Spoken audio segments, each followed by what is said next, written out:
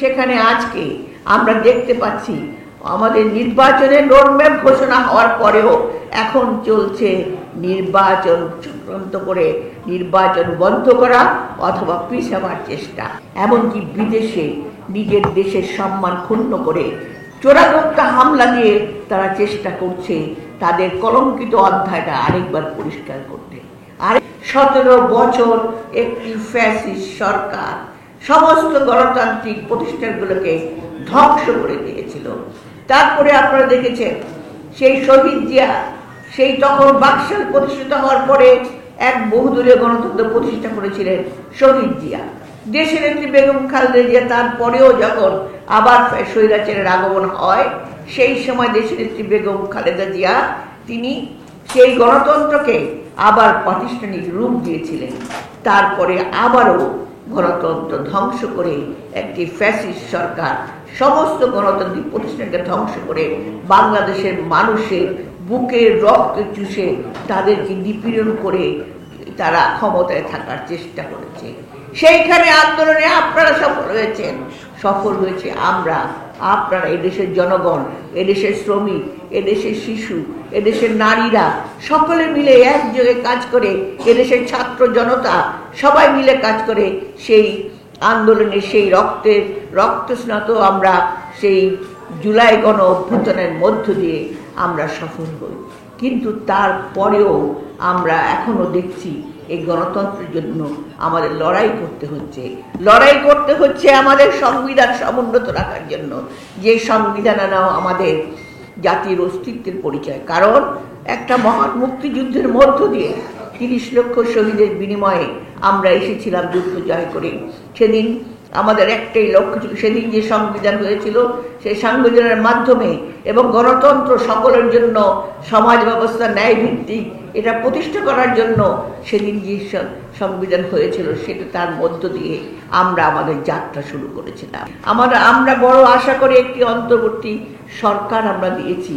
আমরা জানি এই অন্তর্বর্তী সরকারকে দিয়েছি শুধুমাত্র আমাদের জনগণকে ঐক্যবদ্ধ নিয়ে নির্বাচনের মধ্য দিয়ে তারা চলে যাবেন, কাজ করবেন। কিন্তু সেখানে আজকে আমরা দেখতে পাচ্ছি আমাদের নির্বাচনের রোডম্যাপ ঘোষণা হওয়ার পরেও এখন চলছে নির্বাচন চক্রান্ত করে নির্বাচন বন্ধ করা অথবা পিছাবার চেষ্টা। কারা এই চেষ্টা করছে সেটাও আজকে আমাদের খেয়াল রাখতে হবে। ভাই ও বোনেরা, একটা কথা মনে রাখতে হবে, আমরা কিন্তু খুব তাড়াতাড়ি আমাদের শর্ট মেমোরি, আমরা কিন্তু খুব তাড়াতাড়ি আমাদের অতীতের কথা ভুলে যাই। আজকে আমাদের অতীতের কথা ভুললে চলবে না। কত যুবক, কত শিশু, কত নারী এই এত বছরে এই আমাদের স্বৈরাচারদের বিরুদ্ধে লড়াই করতে গিয়ে তাদের বুকে রক্ত দিয়ে আজকে আমাদের উপর দায়িত্ব দিয়েছে সত্যিকারের সরকার প্রতিষ্ঠা করে এই দেশে একটি সমাজ ব্যবস্থা ন্যায় ভিত্তিক প্রতিষ্ঠা করার জন্য। তাই আমাদের সেই ষড়যন্ত্র করছে আজকে কারা? 71-এর পরাজিত শক্তিরা। তারা চেষ্টা করছে নির্বাচনকে পিছিয়ে দেওয়ার জন্য। তারা চেষ্টা করছে পিয়ার পদ্ধতি, যে পদ্ধতি কেউ চেনে না, জানে না, বোঝে না। পিয়ার পদ্ধতির মাধ্যমে কথা বলে বিভিন্ন সময় যখন নির্বাচনের রোডম্যাপ ঘোষণা হয়ে গেছে তারপরেও তারা রাজপথে আন্দোলন করছে। আজকে আপনারা দেখতে পাচ্ছেন সমগ্র বাংলাদেশ একটা অস্থিতিশীল। আপনারা দেখেছেন এখনো আওয়ামী লীগের দোসররা তারা কিন্তু এই বাংলাদেশে আছে।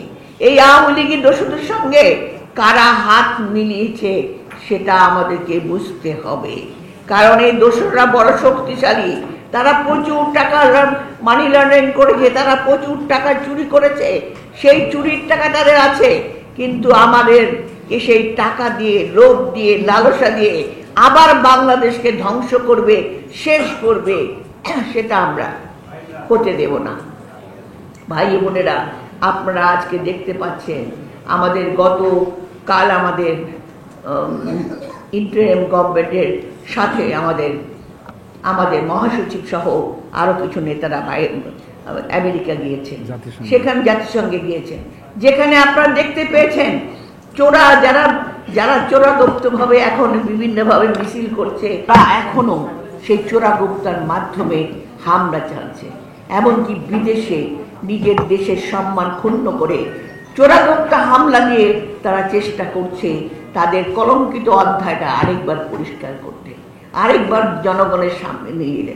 তারা এখনো বিশ্বাস করে না যে তারা অন্যায় করেছে, এত রক্ত এত কিছু, কিন্তু এখনো বললে বলে কোথায় আমার সোনার বাংলাদেশ তো সুন্দর ছিল। আজকে আপনারা দেখেছেন আমাদের যে তখনকার প্রধানমন্ত্রী, যিনি আজকে বিদেশে অবস্থান করছেন, তিনি আজকে ভারতে বসে এদেশের পিছনে নানা রকম ঝামেলা করছে, নানা রকম চক্রান্ত করার চেষ্টা করছে।